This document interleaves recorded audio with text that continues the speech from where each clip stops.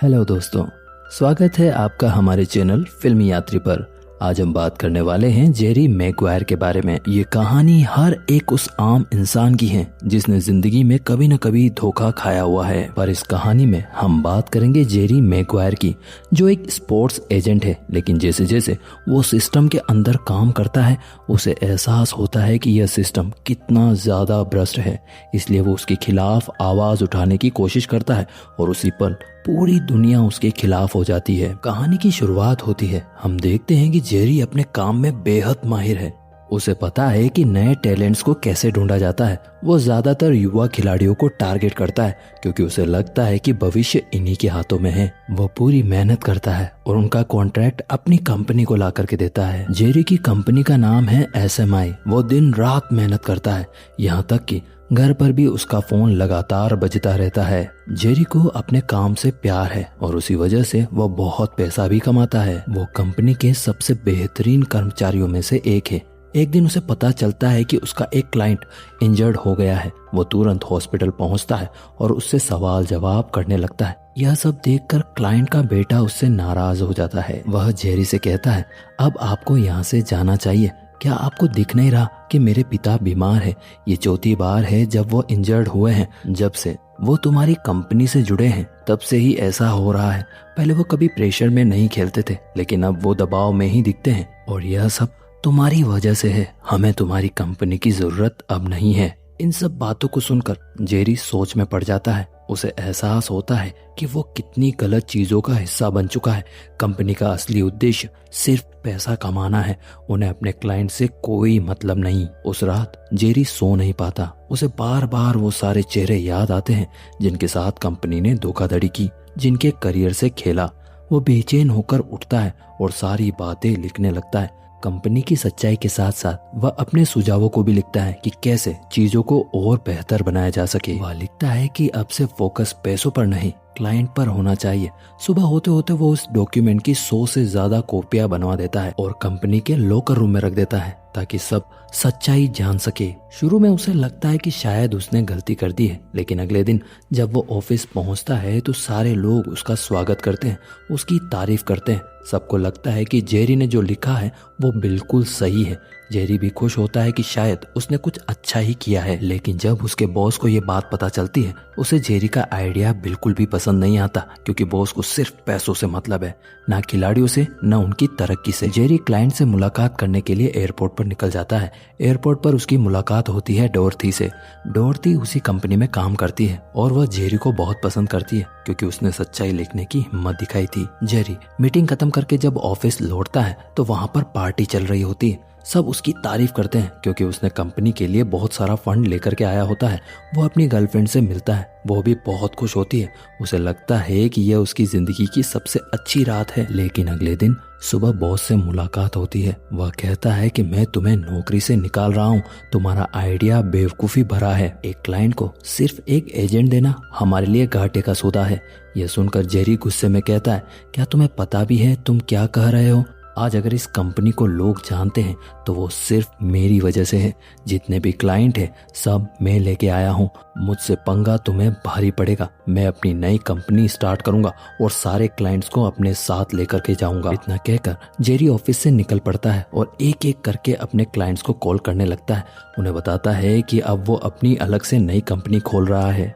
अब ज्यादातर लोग जेरी के साथ नहीं जाना चाहते क्योंकि SMI एक बड़ी और स्थापित कंपनी है, जबकि जेरी जो भी कंपनी बनाएगा वो बिल्कुल भी नहीं होगी। इन बातों को सुनकर जेरी और भी परेशान हो जाता है, लेकिन फिर भी वो एक एक करके सभी लोगों को कॉल करता है। उसका आखिरी कॉल जाता है रॉड नाम के एक खिलाड़ी को। रॉड उसके साथ काम करने के लिए तैयार हो जाता है, लेकिन एक शर्त रखता है, जेरी को उसके लिए डांस करना होगा। जेरी भी ऐसा ही करता है और रॉड उसकी कंपनी ज्वाइन कर लेता है। शाम होते ही जेरी अपनी सारी चीजें पैक करता है, बाहर आता है और पूरे ऑफिस को देखता है और कहता है, यहाँ की हर चीज मैंने बनाई है। अगर आज तुम लोग यहाँ बैठे हो तो उसका श्रेय मुझे जाता है।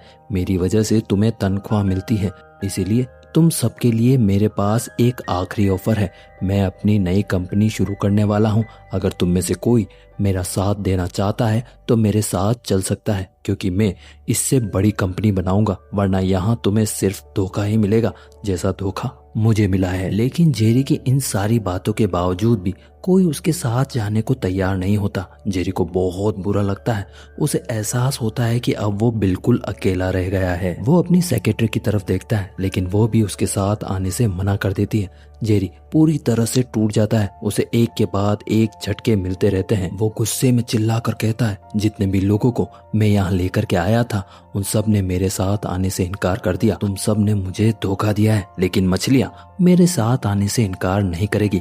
इतना कहकर वो ऑफिस की मछलियों को अपने साथ ले जाता है। अब जेरी जानता है कि उसके पास खोने को कुछ भी नहीं बचा। तभी पीछे से डोरथी उसे आवाज देती है, मैं तुम्हारे साथ चलना चाहती हूँ, मुझे तुम्हारी कंपनी पर पूरा विश्वास है। डोरथी की यह बातें सुनकर जेरी बहुत खुश हो जाता है। अब उसके साथ कोई तो है जो उस पर भरोसा करता है। दोनों उस ऑफिस से साथ निकल जाते हैं। डोरथी के साथ होने से जेरी को एक नई उम्मीद मिलती है। वो कहता है, मैं बहुत जल्दी अपनी कंपनी को बड़ा बनाऊंगा। लेकिन जब डोरथी घर पहुंचती है तो उसकी बहन उस पर चिल्लाने लगती है, क्योंकि डोरथी का एक बेटा भी है। उसकी बहन कहती है कि तुम्हें कंपनी नहीं छोड़नी चाहिए थी। जेरी की कंपनी का कोई भरोसा नहीं है। अगर उसकी कंपनी भी नहीं चली तो तुम अपना घर भी नहीं चला पाओगे। इस पर डोरथी जवाब देती है, मुझे जेरी पर पूरा भरोसा है, वो जरूर अपनी कंपनी को बड़ा बनाएगा। दूसरी तरफ जेरी के पास उसकी मंगेतर आती है। वो उसे हिम्मत देते हुए कहती है, तुम फिर से सफल हो जाओगे, तुम्हें सफलता की आदत है और सफलता तुम्हारे पीछे भागकर चली आएगी। जेरी अपनी हिम्मत को इकट्ठा कर नए क्लाइंट्स को जोड़ने की कोशिश करता है। वो एक खिलाड़ी से मिलने जाता है, फिर उसके पिता से भी बात करता है, क्योंकि वो जानता है कि उसके पिता ने बहुत संघर्ष किया है। जेरी चाहता है कि उसके पिता उसकी मेहनत को समझे। उसके बाद वो अपने पुराने क्लाइंट फ्रैंक से मिलने जाता है। फ्रैंक भी उसकी कंपनी में आने के लिए तैयार हो जाता है। उसे देखकर जेरी बहुत खुश होता है। अब उसके पास 2 क्लाइंट्स हो चुके हैं। घर लौटता है और खुशी से डोरथी को कॉल करता है। उसे बताता है कि उसे एक और क्लाइंट मिल गया है जो अब तक का सबसे बेहतरीन खिलाड़ी है। डोरथी उसे बधाई देती है और कहती है, तुम बहुत जल्द कामयाब होने वाले हो। इससे जेरी को और हिम्मत मिलती है। अगले दिन वो दोनों क्लाइंट्स के साथ अलग अलग क्लब में मिलने जाता है। फ्रैंक बहुत ही फेमस खिलाड़ी है, इसीलिए वो क्लब के पास नहीं जाता, क्योंकि उसे यकीन है कि ऑफर खुद उसके पास आएंगे। लेकिन रोड के पास ऐसा ऑप्शन नहीं है। रोड को कोई नहीं जानता, वो इतना टैलेंटेड भी नहीं है। इसीलिए जेरी उसे हर क्लब में लेकर के जाता है ताकि उसे भी किसी टीम में साइन कर लिया जाए। कई क्लब से मिलने के बाद जेरी वापस फ्रैंक के पास पहुंचता है और कहता है कि कई क्लब तुम्हें साइन करना चाहते हैं, बताओ तुम किस क्लब में जाना चाहोगे। फ्रैंक जवाब देता है, मैंने पहले ही एसएमआई को साइन कर लिया है, अब तुम मेरे एजेंट नहीं हो। यह सुनकर जेरी के पैरों के नीचे से जमीन खिसक जाती है। उसे समझ आता है कि फ्रैंक ने उसके साथ धोखा किया है। वह एसएमआई के पास वापस चला गया। जेरी गुस्से में सोचता है, मुझसे बहुत बड़ी गलती हो गई, मैंने फ्रैंक पर बहुत ज्यादा भरोसा कर लिया, इसीलिए उससे कोई कॉन्ट्रैक्ट साइन नहीं करवाया। फ्रैंक ने इसी बात का फायदा उठा लिया होता है, क्योंकि वो किसी भी कॉन्ट्रैक्ट में बंधा नहीं होता, इसलिए वो आसानी से एसएमआई के कॉन्ट्रैक्ट को साइन कर लेता है। जेरी कुछ नहीं कर सकता था। गुस्से में वो वहां से निकल जाता है और अपनी मंगेतर के पास पहुंचकर सारी बात बता देता है। ये सुनकर उसकी मंगेतर और भी ज्यादा गुस्सा हो जाती है और कहती है, तुम इतने बेवकूफ कैसे हो सकते हो, आज तक जो कुछ भी हुआ वो बस एक तुक्का था, तुम्हारा असली रूप यही है। मुझे नहीं लगता कि तुम कभी भी सफल हो पाओगे, तुम हमेशा ऐसे ही रहोगे। इतना कहने के बाद वो जेरी को गालियां देने लगती है। इन सब बातों को सुनकर जेरी समझ जाता है कि वो इस लड़की के साथ अपनी जिंदगी नहीं बिता सकता, इसीलिए वो उससे ब्रेकअप कर लेता है। थक हार कर जैसे तैसे वह घर पहुंचता है और शराब पीने लगता है। थोड़ी देर बाद उसे एहसास होता है कि जिंदगी में ऐसे पल भी आते हैं जब इंसान बिल्कुल अकेला रह जाता है, जब कोई साथ नहीं होता और सब कुछ अकेले ही करना पड़ता है। लेकिन जेरी हार नहीं मान सकता। वो फिर से कोशिश शुरू करता है। अगले दिन वो रोड के पास पहुंचता है और उसे सारी बात बताता है। रोड कहता है, मैं तुम्हारा साथ कभी नहीं छोड़ूंगा, पहले भी तुम मेरे एजेंट थे और आगे भी रहोगे। ये सुनकर जेरी को एहसास होता है कि एक कम टैलेंटेड लेकिन ईमानदार क्लाइंट एक टैलेंटेड धोखेबाज से काफी बेहतर होता है। वो अब रोड को और भी ज्यादा पसंद करने लगता है। लेकिन धीरे धीरे जेरी का वर्कलोड बढ़ने लगता है। वो थक जाता है, लगभग पागल सा हो जाता है। इसी हालत में वो डोरथी के घर पहुंचता है। अंदर आकर वो उसे सब कुछ बताता है, लेकिन उसका व्यवहार बड़ा अजीब सा हो जाता है। वो घर की चीजें इधर उधर छूता है, बिना मतलब की बातें करता है। डोरथी समझ नहीं पाती कि आखिर जेरी को क्या हो गया है। तभी उसकी बहन आती है और उससे कहती है कि यह आदमी तो पूरा पागल है। मुझे तो नहीं लगता कि यह आदमी अपनी जिंदगी में कुछ कर पाएगा। अगर तुम इसके साथ रहोगी तो तुम्हारी परेशानियां और बढ़ेंगी। लेकिन डोरथी अपनी बहन को समझाती है, जेरी एक समझदार आदमी है, अभी उसकी जिंदगी का सबसे बुरा दौर चल रहा है, लेकिन मुझे यकीन है कि वो सब ठीक कर देगा। तभी हम डोरथी के बेटे रे को देखते हैं, जिसने कभी अपने पिता को नहीं देखा, लेकिन अब उसे जेरी का साथ अच्छा लगने लगता है।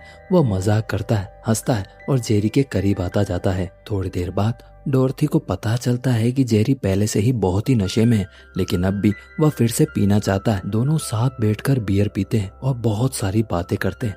डोरथी उसे ध्यान से सुनती रहती है। कुछ वक्त बाद उसे एहसास होता है कि जेरी अंदर से कितना टूट चुका है। वो उसे समझाती है कि तुम्हें खुद पर भरोसा रखना होगा, सब कुछ ठीक हो जाएगा, तुम बहुत जल्द ही दोबारा खड़े हो जाओगे। डोरथी की बातें सुनकर जेरी को फिर से हिम्मत मिलती है। सुबह उठते ही वो फिर से काम में लग जाता है। वो एक एक करके सारे क्लब को कॉल करता है ताकि कोई रोड को साइन कर ले। कुछ क्लब मान भी जाते हैं, लेकिन बहुत ही कम पैसे ऑफर करते हैं। यह देखकर जेरी गुस्से में रोड के पास जाता है और कहता है कि तुम्हें अपनी फिटनेस और गेम पर बहुत ध्यान देना होगा, बहुत मेहनत करनी होगी ताकि तुम्हें लोग नोटिस करें, तभी मैं तुम्हारे लिए बेहतर क्लब ला पाऊंगा। लेकिन रोड उसकी बात को सीरियसली नहीं लेता, वह बस अपनी शेखी मारने लगता है। तब जेरी गंभीर होकर कहता है, मैं लगभग बर्बाद हो चुका हूँ और अगर तुमने खुद को नहीं सुधारा तो तुम भी बर्बाद हो जाओगे। हमें एक दूसरे की मदद करनी पड़ेगी, तभी हम अपनी जिंदगी बदल पाएंगे। रोड उसकी बातों को सोचने लगता है और जेरी वापस वहां से चला जाता है। जेरी अपने आप को बहुत ही अकेला महसूस करता है। उसे पता चलता है कि इस दुनिया में सिर्फ एक ही इंसान है जो उस पर भरोसा करती है। वो इंसान होती है डोरथी। वह डोरथी से डेट पर चलने के लिए पूछता है और डोरथी उसे हाँ कर देती है। जेरी उसे डेट पर लेकर के जाता है। वहां वह अपने प्यार का इजहार करता है। उसे पता चलता है कि डोरथी भी उसे पसंद करती है। दोनों साथ रहने का फैसला करते हैं और एक साथ रहने लगते हैं। कुछ समय बाद जेरी रोड को बताता है कि उसका पहला कॉन्ट्रैक्ट आ गया है। रोड बहुत ही खुश होता है, लेकिन जब उसे अमाउंट का पता चलता है तो वह बहुत ही उदास हो जाता है। रोड की पत्नी गुस्से में जेरी पर चिल्लाती है, हमें एजेंट बदलने की जरूरत है, शायद अगर हम ऐसे माई के पास जाएं तो हमें ज्यादा पैसा मिल सकता है। लेकिन रॉड मना कर देता है, नहीं, मैं जेरी के साथ ही रहूंगा, वह वक्त आएगा जब हमें बेहतर ऑफर मिलने लगेंगे। अब रॉड और मेहनत करने लगता है और जेरी का शुक्रिया अदा करने लगता है। तुम्हारी वजह से मैं दिन प्रतिदिन और बेहतरीन खिलाड़ी बनता जा रहा हूँ। इन बातों को सुनकर जेरी अपनी प्रेम कहानी रॉड को बताता है। जेरी डोरथी के बारे में रॉड को सब कुछ बताता है। रॉड उसे समझाता है, कभी भी डोरथी जैसी औरत का दिल मत तोड़ना, क्योंकि उसके पास पहले से एक बच्चा है। ऐसी महिलाएं बहुत ही उम्मीद के साथ किसी मर्द पर भरोसा करती है। जेरी को यह बात गहराई से छू जाती है। उसे एहसास होता है कि डोरथी सच में उस पर भरोसा करती है और अब उसे उसके साथ ही रहना चाहिए। लेकिन अब वो डोरथी के पास पहुंचता है। उसे पता चलता है कि वो शहर छोड़कर जा रही है क्योंकि उसकी नौकरी चली गई है। वो अब अपने बेटे की फीस भी नहीं भर पा रही। ये सब देखकर जेरी निराश हो जाता है, लेकिन डोरथी के जाने से पहले वो उसे शादी के लिए प्रपोज करता है। डोरथी मान जाती है और दोनों की शादी हो जाती है। शादी के बाद रोड और जेरी के परिवार और करीब आ जाते हैं। अब वह अक्सर एक साथ समय बिताते हैं। इस दौरान रोड की ट्रेनिंग और बेहतरीन होती जाती है। उसका खेल सुधरने लगता है और सबको उससे उम्मीदें बढ़ने लगती है। लेकिन डोरथी नोटिस करती है कि जेरी हमेशा तनाव में रहता है। उसे महसूस होता है कि शायद जेरी उससे प्यार नहीं करता। वह उससे पूछती है कि क्या तुम अब भी मुझसे प्यार करते हो? जेरी चुप हो जाता है। तब डोरथी कहती है, अगर तुम मुझसे प्यार नहीं करते तो मैं तुम्हें छोड़कर जा सकती हूँ, उसके लिए तुम्हें कभी बुरा मानने की जरूरत नहीं। जेरी फिर से शांत हो जाता है। डोरथी सब समझ जाती है और वो जेरी को छोड़कर वहां से चली जाती है। तभी हम रॉड को देखते हैं, जिसने शानदार प्रदर्शन किया है। उसकी टीम अब प्लेऑफ में पहुंच चुकी है और सब लोग बेहद उत्साहित हैं। हर किसी को उससे उम्मीदें हो चुकी हैं और सब चाहते हैं कि वह इस मैच में बेहतरीन प्रदर्शन दिखाए। मैच शुरू होता है और रॉड गजब का खेल दिखाता है। उसका स्टेमिना और उसका जोश देखकर सब लोग उसकी तारीफ करने लगते हैं। लेकिन खेल के बीच में एक प्लेयर से टकराने के बाद रॉड जमीन पर गिर जाता है और कुछ देर के लिए बेहोश हो जाता है। इस नज़ारे को देखकर सबकी सांसें थम जाती है। काफी देर तक बेहोश रहने के बाद जब रोड आंखें खोलता है तो उसे पता चलता है कि मैच तो खत्म हो चुका है।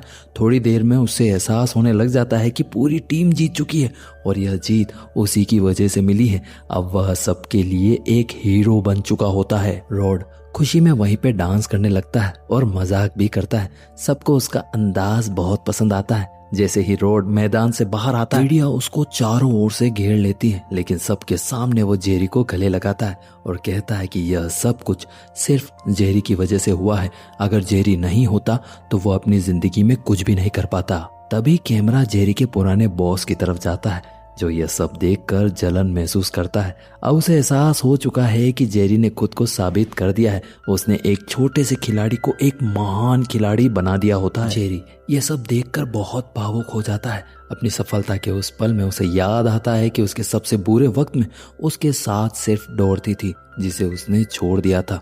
वह भागता हुआ डोरथी के पास पहुंचता है और एक बार फिर से अपने प्यार का इजहार करता है। डोरथी उसे रोकते हुए कहती है कि तुम अभी खुश हो, इसीलिए मेरे पास लौट आए हो, लेकिन हम दोनों एक दूसरे को ज्यादा समय से नहीं जानते। इस पर जेरी जवाब देता है, साथ बिताए दिनों की गिनती मायने नहीं रखती।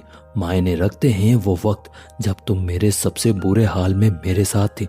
तुम मुझे पूरा करती हो और मैं अपनी पूरी जिंदगी तुम्हारे साथ बिताना चाहता हूँ। जेरी की यह बातें सुनकर डोरथी भावुक हो जाती है और उसे फिर से अपना बना लेती है। समय बीतता है और अब हम देखते हैं कि रोड एक टीवी इंटरव्यू में है। मीडिया उससे सवाल कर रही है क्योंकि उसे अब तक का सबसे बड़ा साइनिंग अमाउंट यानी 11.2 मिलियन डॉलर मिला है। इंटरव्यू में रोड अपनी बीवी, बच्चों और खासकर जेरी को बार बार धन्यवाद कर रहा होता है। वह बताता है कि यह सब जेरी की मेहनत का नतीजा है। इस इंटरव्यू को देखकर अब जेरी के पास बहुत सारे क्लाइंट्स आ चुके हैं। वह एक बार फिर से एक सफल व्यक्ति बन चुका है।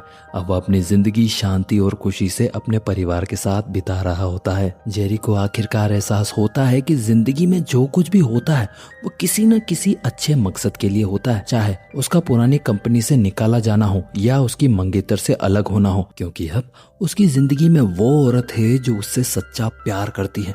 और इसी खूबसूरत कहानी के साथ यह फिल्म यहीं खत्म होती है। तो दोस्तों, मुझे उम्मीद है इस कहानी से कहीं न कहीं आप अपनी जिंदगी को कनेक्ट जरूर कर पा रहे होंगे। यदि आप भी रोड की तरह मेरा साथ देना चाहते हैं तो इस चैनल को सब्सक्राइब करना न भूलें। जल्दी मिलते हैं नई मूवी के एक्सप्लेनेशन के साथ। तब तक के लिए अपना ख्याल रखिए। धन्यवाद।